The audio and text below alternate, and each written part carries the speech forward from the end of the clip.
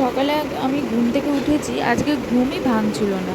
তারপরে যাই হোক ভাবলাম যে না, উঠতে হবে। দেখুন কীরকম হাই উঠছে, এখনও ঘুমই ভাঙছে না।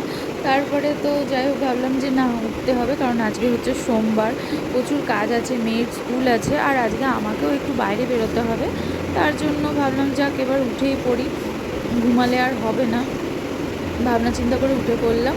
তারপরে একটু বিস্কুট খেয়ে নিলাম, তার সাথে চাও খেয়ে নিলাম, চা বিস্কুট খেয়ে নিলাম।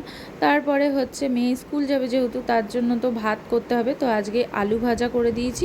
আর এদিকে হচ্ছে খাস চালের ভাতও বসিয়ে দিয়েছি, কারণ মেয়ে হচ্ছে আলু ভাজা দিয়ে খাস চালের ভাতটা খুব ভালোই খায়, তাই জন্য ছেলেও ভালো খায়, তাই জন্য ওদের দুজনের আজকে এটাই করলাম। আর মেয়ের স্কুলের জন্য কেক টিফিন দিয়ে দিয়েছি। তারপরে মেয়েকে নিয়ে বেরিয়ে পড়েছিলাম আমি। মেয়েকে স্কুলে দিয়ে আমিও ওই দিদির বাড়ি যাওয়ার জন্য বেরিয়ে পড়েছি। একেবারেই বেরিয়ে গেছিলাম মেয়েকে নিয়েই, মেয়েকে স্কুলে দিয়ে দিলাম আর আমি ওই দিদির বাড়ি যাওয়ার জন্য চলে যাচ্ছি। তারপরে এদিকে দিদির বাড়ি চলে এসেছি।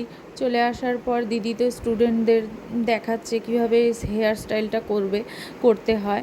আমি তো চুপ করে বসেই আছি, বেশ ভালোই লাগছিলো।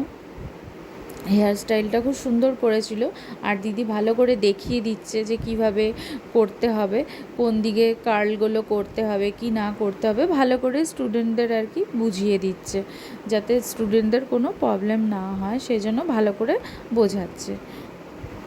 খুব সুন্দর করে করেছে, হেয়ার স্টাইলটা খুব ভালোই লাগছিল দেখতে। আমি তো এখন দেখলাম, তখন তো বুঝতে পারিনি, সামনেটা তখন দেখছিলাম খুব সুন্দর লাগছিল, এখন পেছনটাও দেখছি বেশ ভালোই লাগছে দেখতে, খুবই সুন্দর লাগছে। আর এখন বেশিরভাগ রিসেপশানে এরকমই হেয়ার স্টাইল সবাই করে থাকে, তাই জন্য দিদি স্টুডেন্টদের এগুলোই শেখাচ্ছিল। তারপরে দেখা হয়ে গেল, এদিকে দেখানো হয়ে গেছিলো। তারপরে চুলের অবস্থা আমার প্রচুর খারাপ, তাই ওইখানেই স্টুডেন্টদের মধ্যেই দিদি একজনাকে বলল যে ওর চুলের জটগুলো ছাড়িয়ে দেওয়ার জন্য, সেটাই জটগুলো ছাড়িয়ে দিল। আর আমি এদিকে তাড়াতাড়ি করে একদম বাড়ি চলে এলাম, প্রচুর খিদে পেয়ে গেছিলো। এসেই আগে আমি ভাত খেলাম, ভাত খাওয়ার পর স্নানটাও সেরে নিলাম। Tata, bye bye. কেমন লাগলো?